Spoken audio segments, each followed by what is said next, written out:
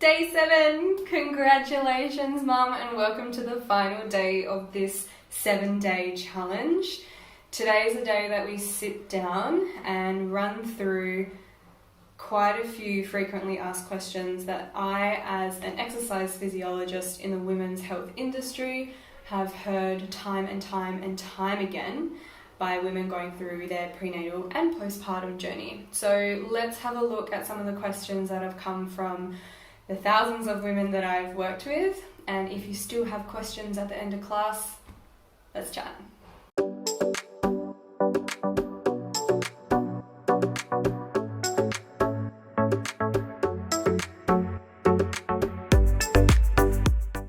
Okay, so let's get into some frequently asked questions that I have received from multiple women that I've worked with over the last 10 years. Let's start with number 1. Is it ever too soon to start prenatal Pilates? The short answer, absolutely not. It is never too soon to start something that's going to be so beneficial for the health of you and your growing baby. The importance of prenatal Pilates or prenatal movement or prenatal exercise is that we're trying to rewire the brain in a particular way that incorporates the activation and relaxation of your pelvic floor, your transverse abdominal muscles, specifically together. So when we're moving from, just finding out that we're pregnant to around the 35-week mark, we're going to be doing specific exercises that train strength and stability specifically around the pelvis. You can never start that too soon. Even if you start it a couple of days before waiting for that missed period, it's a great time to be reconnecting into your pelvic floor, understanding, hey, do I know my pelvic floor? Do I know that there's different layers to them? Do I know that there's different function to each layer? All these things are really important, and I think the biggest take home with this question of, is can you start too early, is the education component. If you can start understanding your body with how it moves, how it's going to change during pregnancy, why not start while you're waiting for your period to not come? That is my biggest advice. I know I've had so many mums ask me that question, but really, it's never too early to start, and I strongly recommend you starting as soon as humanly possible. Okay, so question 2, is it ever too late to start prenatal exercises? Again, short answer, no, it's never too late.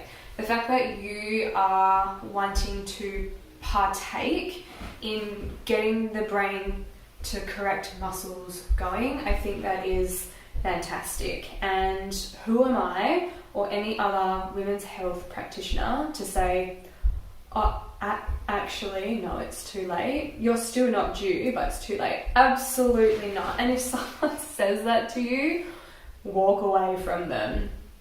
If you come across someone's series or a prenatal Pilates challenge or anything like that, regardless of where you are in your journey, it is so important to start as soon as possible.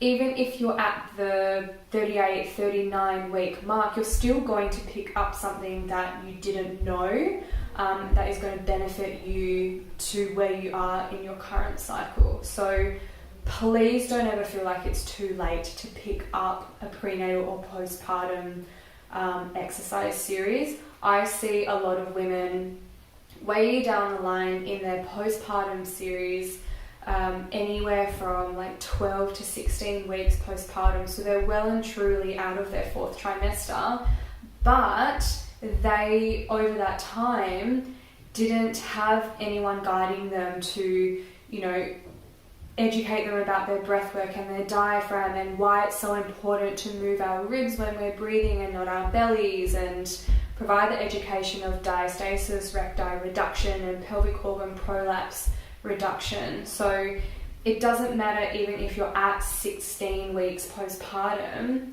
the fact that you're coming across and you're willing and able to learn something that's going to benefit your body, please jump in, contact me. Let's get you going on a positive path to learning and educating yourself about beautiful, safe movements that are going to be so phenomenal for your body as you go through either your prenatal journey or your healing journey with postpartum.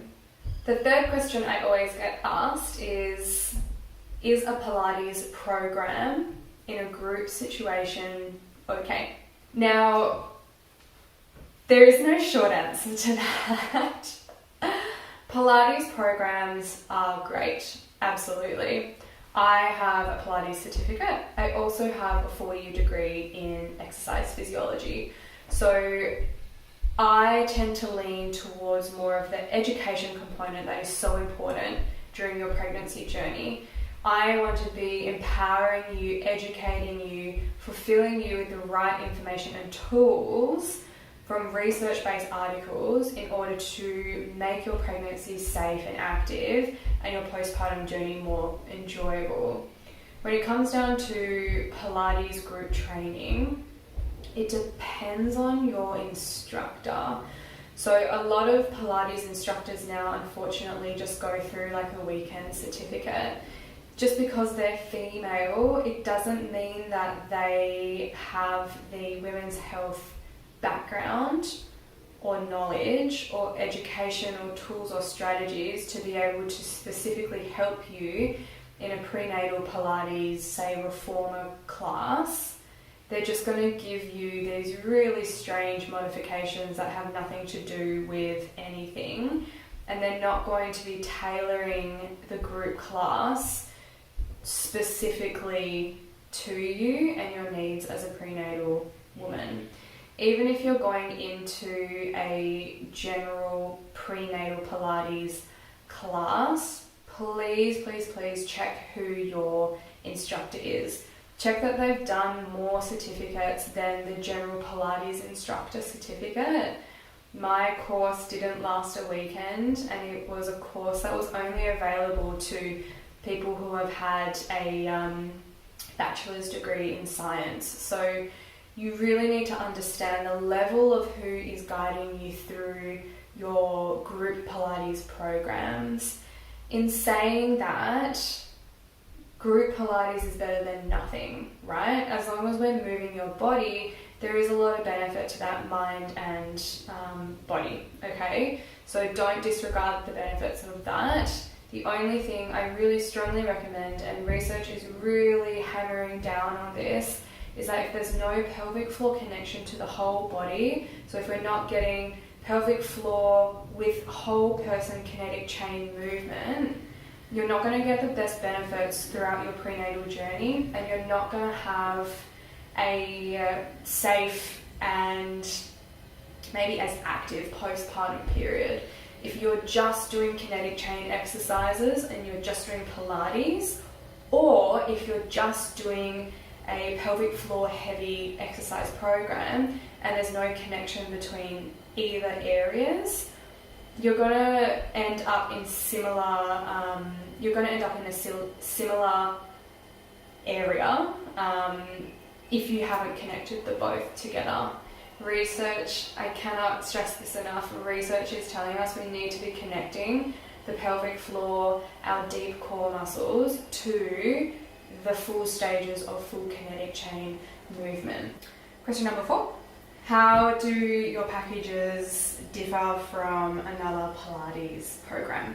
I absolutely love this question, mainly because I love talking about my offerings and showcasing all of the in-depth education content and research-based content that I put into my packages. So I have an annual pass, basically. It's called Holistically Me, and it takes you from first, second, third trimester right up until 35 weeks prenatal. And then we switch up a lot of the education and get you in for push prep and delivery mode. So those 5 weeks are super juicy. They have so much content in there.